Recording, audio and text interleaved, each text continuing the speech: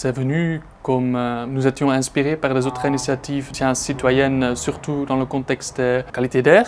Et étant donné que nous étions des citoyens ici à Louvain, mais en même temps aussi des professionnels en mobilité, on pensait qu'on pourrait utiliser cette expérience de 600 citoyens en mettant ça dans notre professionnel, c'est-à-dire dans la mobilité et en utilisant les technologies qui étaient déjà là, les technologies Raspberry Pi. Voilà, donc ça c'était le but principal, on voulait juste faire un test et là on a réuni des différentes organisations et ça a vachement bien marché en faisant un expériment ici à Kesselo, une partie de Leuven, en 2019. Et voilà, dès le début, on était très surpris du retour qu'on a reçu. Ici, vous voyez un Telram qui est un petit boîtier noir et un module caméra qui est installé à l'intérieur de la fenêtre, dirigé vers la chaussée. Ce qui est à l'intérieur de ce boîtier, c'est un Raspberry Pi micro-ordinateur qui fait en fait tous les comptages. Et une fois que cette petite caméra, il est dirigé vers la chaussée et là, il peut reconnaître les objets qui passent en utilisant les paramètres de ces objets, c'est-à-dire un grand objet, c'est plutôt un camion, un petit objet carré, c'est plutôt une voiture. Très simplement, c'est comme ça.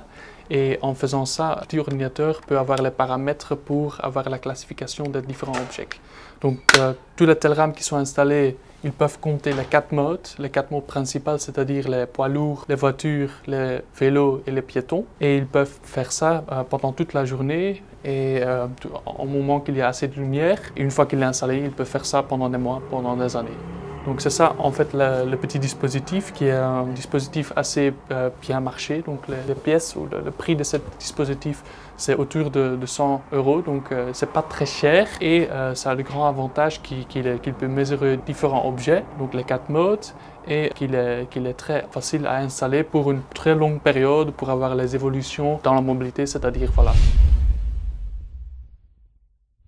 À l'intérieur de ce petit boîtier, c'est le Raspberry Pi, qui est un micro-ordinateur qui est très bien pour faire ce genre de choses, qui est assez puissant. Ce n'est pas un super ordinateur, mais c'est un ordinateur qui est assez puissant pour faire les calculations, qui est très bon marché. Donc c'est un ordinateur qui coûte autour de 40 €, ce qui est très bien pour des applications comme ça. Mais au final, c'est un dispositif qui est très petit et pas très gênant non plus.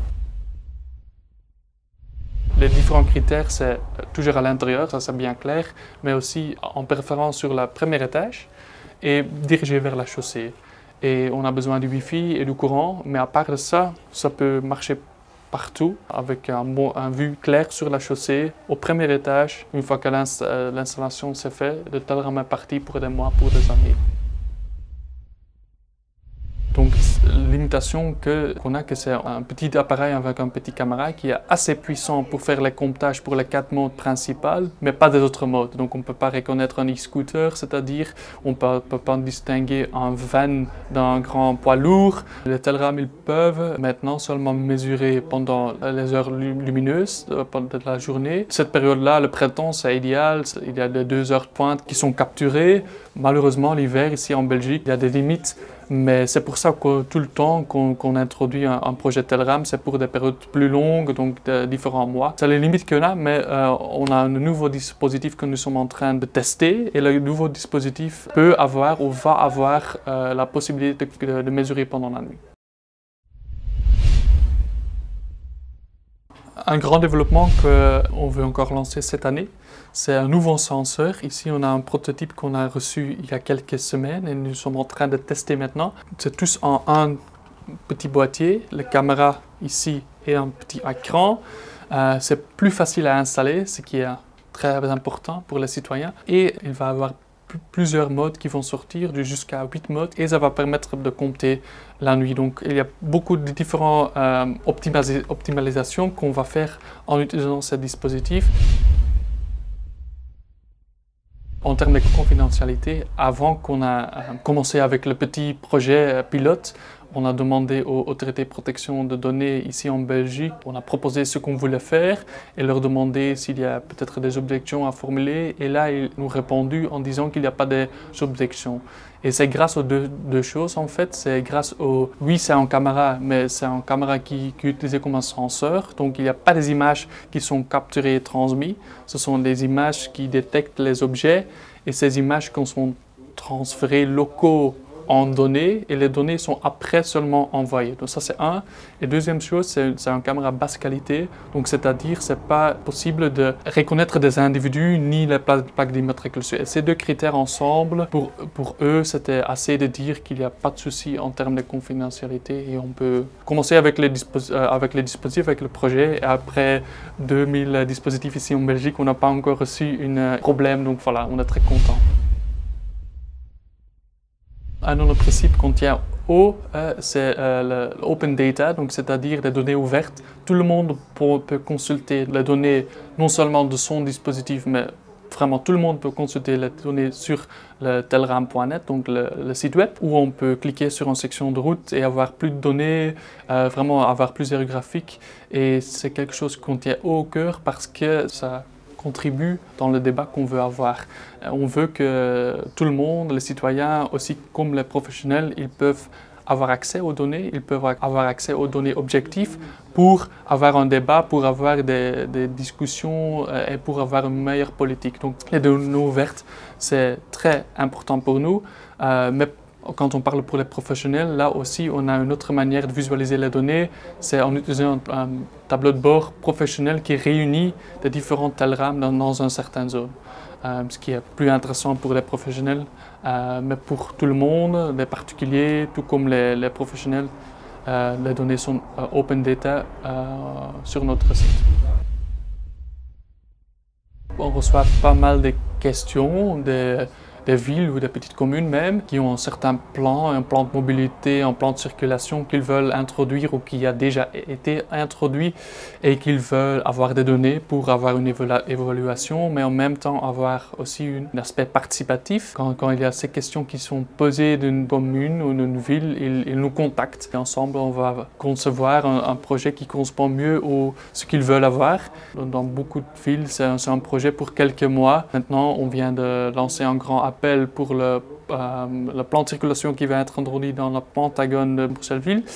Voilà, donc cette plan qui va être introduit en cours d'été. Et maintenant, en printemps, on va lancer ce réseau pour avoir les mesures avant. Puis, ce plan va être introduit et on va encore continuer à mesurer pendant l'automne.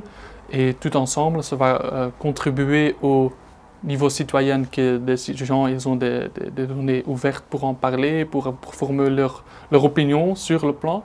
Et en deuxième temps, ça va aussi permettre aux professionnels d'avoir des données très exactes, très précises sur 80 lieux dans le Pentagone. C'est comme ça qu'on travaille, pas seulement à Bruxelles, mais dans beaucoup d'autres villes. Ils ont un plan, une certaine idée, certaines choses qu'ils veulent valider. Et puis on offre un trajet qui correspond au désir. Pour l'instant, nous sommes très individuels. Nous sommes encore un start-up, le start-up même existe seulement pendant une année. Il y a beaucoup d'autres fournisseurs dans le débat. On veut toujours avoir des partenariats. Donc ce sont des choses qui sont en discussion, c'est-à-dire on n'a pas encore une décision conclusive. Pour l'instant, nous sommes encore très individuels. Mais on pense quand même que nous sommes complémentaires parce qu'il y a B-Mobile, il y a Proximus qui ont des données très haut gamme, tandis que Telram, c'est très locaux, très focusé sur une section. Donc on sent qu'il y a une complémentarité dans beaucoup de données, aussi de données Google. Il y a beaucoup de manières de collaborer. Pour une ville, de collaborer en même temps avec Google et avec Telram, mais aussi avec des autres fournisseurs. Donc on craint que nous sommes très complémentaires avec des autres manières de collectionner des données. Quand il y a un citoyen qui est intéressé pour installer un Telram chez eux, c'est toujours possible. Cette personne peut commander un Telram en ligne pour 120 €. Il y a ce dispositif qui arrive chez eux et il peut le brancher sur la plateforme gratuit. Ça, c'est quelque chose qu'on offre parce qu'on trouve ça important que les citoyens, raison pourquoi on fait ça, parce que dans beaucoup de cas, c'est en première étape. Donc, la commune ou les autres citoyens vont faire ça. Ils veulent aussi avoir un Telram et comme ça, c'est un peu une direction vers un plus grand projet, à une plus grande échelle. Toujours possible de commander et de faire une installation quand les critères sont là pour installer un Telram. Et quand il y a un professionnel qui veut travailler avec les données Telram, il y a deux possibilités. Soit quand il y a déjà des Telram dans votre commune, vous nous contactez pour donner accès aux données. Et deuxième possibilité, c'est on va mettre en œuvre un projet ensemble sur mesure. Donc voilà.